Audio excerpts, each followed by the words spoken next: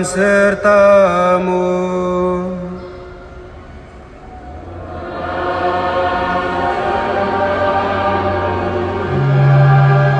Inilah Injil Yesus Kristus menurut Santo Yohanes.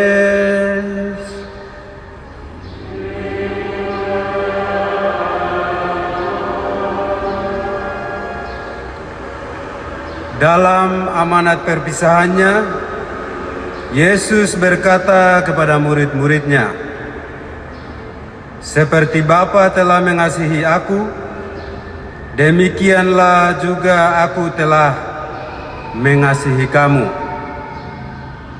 Tinggallah di dalam kasihku itu. Jika kamu menuruti perintahku, kamu akan tinggal di dalam kasihku, seperti aku menuruti perintah Bapakku dan tinggal di dalam kasihnya. Inilah perintahku kepadamu, kasihilah seorang terhadap yang lain." Demikianlah Injil Tuhan.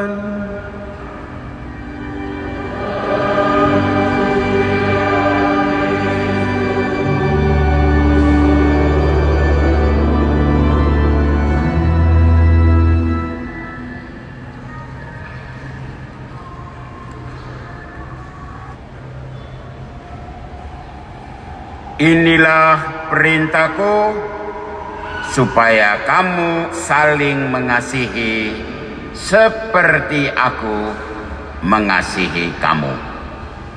Bapak-bapak, ibu-ibu, saudara-saudari, dan anak-anak, umat kuasi paroki Santa Cecilia yang Tuhan kasihi. Warna bacaan Injil dan bacaan kedua berada di seputar pokok cinta.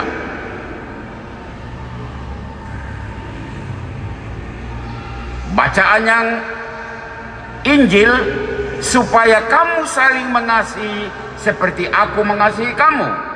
Dan bacaan yang kedua, Allah adalah kasih.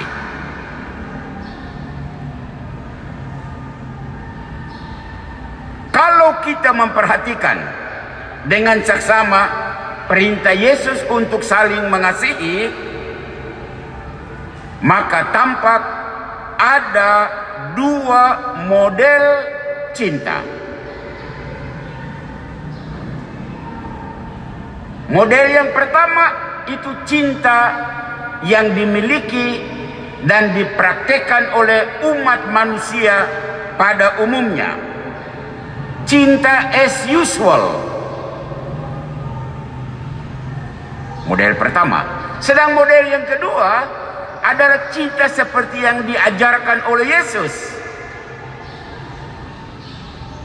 Cinta yang penuh dengan pengorbanan. Hendaklah kamu saling mengasihi. Ini cinta semua umat manusia. Seperti aku mengasihi kamu. Ini yang model Yesus. Memang ada perbedaan. Kalau dalam bahasa Indonesia, kata cinta itu sama saja diungkapkan entah model Yesus atau model manusia pada umumnya, dipakai kata cinta. Kalau di dalam kitab suci itu beda.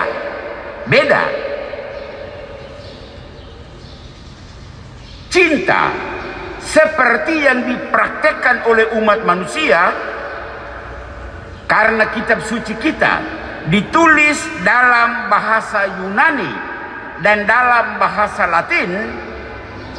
Bahasa Yunani kitab suci namanya Septuaginta.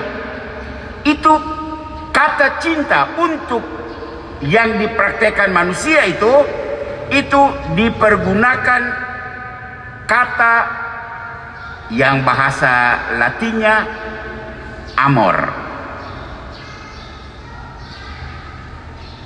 dalam bahasa Yunani itu namanya eros. Diterjemahkan dalam bahasa Indonesia cinta karena, ya. Sementara cinta dari Yesus dalam kitab suci bahasa Latin itu namanya caritas. Sementara dalam bahasa Latin namanya bahasa Yunaninya agape, dalam bahasa Latinnya namanya caritas. Itu dua model yang berbeda.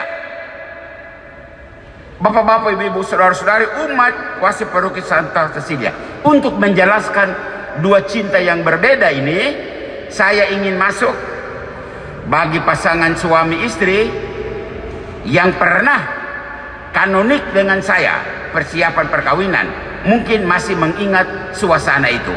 Saya coba cerita kembali suasana kanonik dari satu pasangan suami istri untuk menjelaskan perbedaan dari dua model cinta itu. Saya sebutlah nama pasangan itu Yosef dan Hendrika, Bapak Yosef dan Ibu Hendrika. Mereka datang bertemu pastor seperti biasa, masuk, dan pertama yang perempuan, Hendrika. Hendrika, kau nama panggilan apa? Ika. Ika, sebelum kau bertemu dengan Yosef, kau pernah pacaran kah? Dia bilang pernah. Berapa pacarmu sebelum bertemu Yosef? Dan dia pikir-pikir sedikit, lalu dia bilang 3. Oh, jadi 2 tidak lulus, Yosef yang lulus. Kalau boleh, pastor ingin tahu, mohon jawab dengan jujur. Mengapa sampai Ika memilih Yosef dan bukan mantan-mantan itu, kopu pacar-pacar itu yang lain? Dan Ika mulai, saya memilih Yosef karena Yosef itu pria yang sopan dan bertanggung jawab. Oh, bagus. Apalagi Yosef itu pria yang sabar dan penuh pengertian. Bagus. Apalagi? Dia pikir-pikir sedikit. Dia sudah punya pekerjaan. Bagus. Dia diam lagi. Baru saya tanya, Ika, Yosef itu ganteng ke tidak? Ganteng. Ya iyalah. Kenapa kau tidak mulai dengan ganteng? Masa kau mau pacaran dengan pria yang mulutnya sumbing? Kan kau tidak mau toh? Iya, jadi ganteng. Akui itu. Oke, cukup. Ya. Kau cinta Yosef karena itu ya. Sekarang Yosef, kau pun nama panggilan apa? Yosef. Oh, sama ya. Yosef, sebelum bertemu Ika, kau pernah pacaran? Iya, pernah. Berapa pacarmu? Dia lihat ke dinding, habis lihat lagi ke atas. Kau pacaran dengan Caca kah? Oh, lihat ke sini, pastor tanya kau. Dia bilang 7. Astaga, banyak sekali, macam 7 sakramen saja kau ini. Sekarang Yosef dengar, 7 cewek mantanmu itu ternyata tereliminasi out dari jangkauan cintamu, dan akhirnya engkau memilih Ika. Kalau pastor boleh tahu, apa alasan mengapa engkau memilih Ika menjadi pacarmu dan nanti akan menjadi istrimu? Dan Yosef menjawab, Ika itu cantik. Kalau tertawa ada lobang-lobang di dia punya pipi. Lobang bukan lobang, lesung pipi namanya. Kau ini bodoh sekali bilang istri ada lobang di pipi. Lesung namanya. Ada lagi? Oh ada Pak Pastor. Senyumnya bikin saya tidak bisa tidur. Astaga. Tidak bisa tidur bagaimana? Saya membayangkan terus dia punya senyum itu. Sampai kalau tidak bisa bertemu, makan terasa sekam, minum terasa duri. Lebay sekali. Ada lagi? Ada. Ika itu setia, hemat, keibuan. Wah, bagus. Ada lagi? Ika itu nafasnya segar, tidak bau. Maksudnya?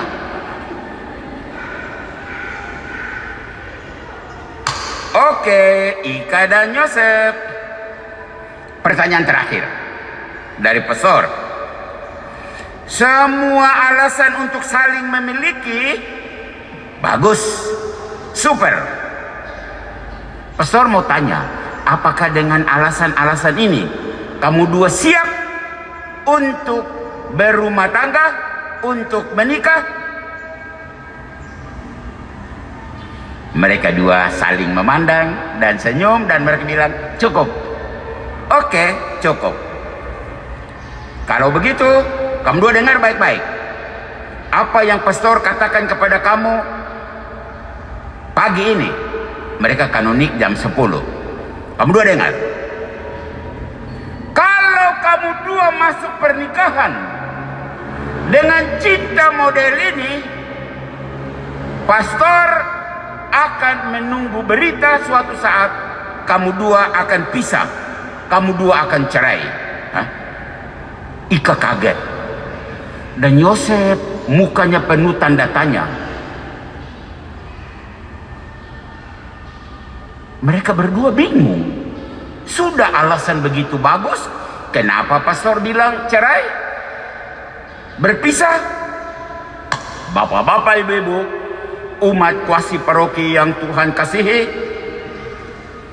cinta yang dimiliki Ika dan Yosef dalam bahasa kitab suci dipakai istilah eros, dipakai istilah amor. Kalau diterjemahkan dalam bahasa Indonesia, cinta karena engkau cantik dan selalu senyum, aku mencintaimu. Karena engkau bertanggung jawab dan setia, aku mencintaimu. Karena engkau keibuan dan hemat, saya mencintaimu. Karena engkau punya nafas segar dan tidak bau, aku mencintaimu. Ini eros, ini amor, cinta karena.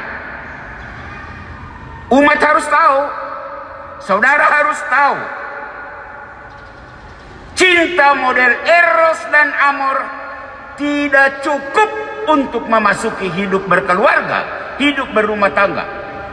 Perkawinan Katolik tidak bisa didasarkan atas cinta manusiawi, eros dan amor. Anda memasuki hidup perkawinan, Anda harus memiliki cinta model yang dimiliki oleh Yesus yang kita dengar dalam Injil hari ini. Hendaklah kamu saling mengasihi seperti aku Yesus mengasihi kamu. Cinta model yang dimiliki oleh Yesus adalah cinta di mana eros harus ditingkatkan menjadi agape. Cinta model Yesus adalah amor, cinta manusia harus ditingkatkan menjadi karitas.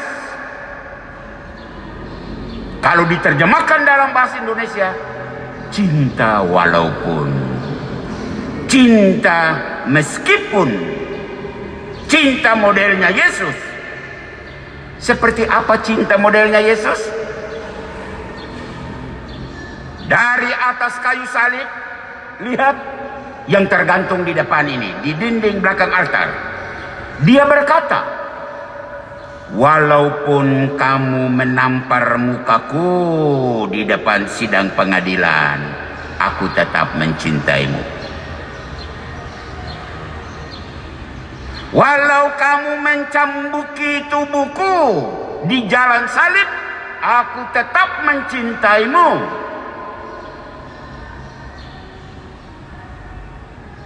Walau kamu memaku tanganku, memaku kakiku, menusuk lambungku, memasang mahkota duri di kepalaku, lihat di depan,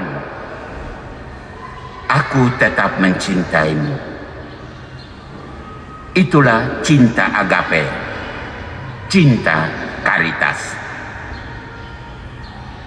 Jadi Yosef katakan kepada Ika, setelah 5 tahun, setelah 10 tahun, setelah 20 tahun Anda hidup berkeluarga, katakan Yosef, Ika, walaupun kamu kini tidak secantik dulu lagi, aku tetap mencintaimu. Ika, walaupun sekarang lesung pipit itu sudah berubah menjadi lubang karena ompong, 20 tahun, aku tetap mencintaimu. Begitu seterusnya. Begitu pula Ika, katakan kepada Yosef, setelah 5 tahun, setelah 10 tahun, setelah 20 tahun hidup berumah tangga, hidup berkeluarga, katakan, walaupun kamu sekarang tidak seganteng dulu lagi, aku tetap mencintaimu. Yosef, walaupun sekarang engkau suka marah-marah dan bentak-bentak saya tetap mencintaimu. Yosef, meskipun sekarang engkau sudah pensiun, tidak punya gaji besar seperti dulu lagi, saya tetap mencintaimu. Itu cinta Yesus yang hari ini kita dengar dalam Injil. Bapak-bapak, ibu-ibu, saudara-saudari, dan anak-anak umat kasih paroki yang Tuhan kasih, Yesus bersabda, hendaklah kamu saling mengasihi seperti aku mengasihi kamu. Pulanglah dan laksanakan perintah Yesus yang amat menantang ini. Cinta eros ditingkatkan menjadi agape. Cinta amor ditingkatkan menjadi karitas. Tuhan memberkatimu, Tuhan memberkati semua pasangan suami istri, Tuhan memberkati kita sekalian. Amin. Kita hening sejenak untuk merenungkan firman Tuhan ini.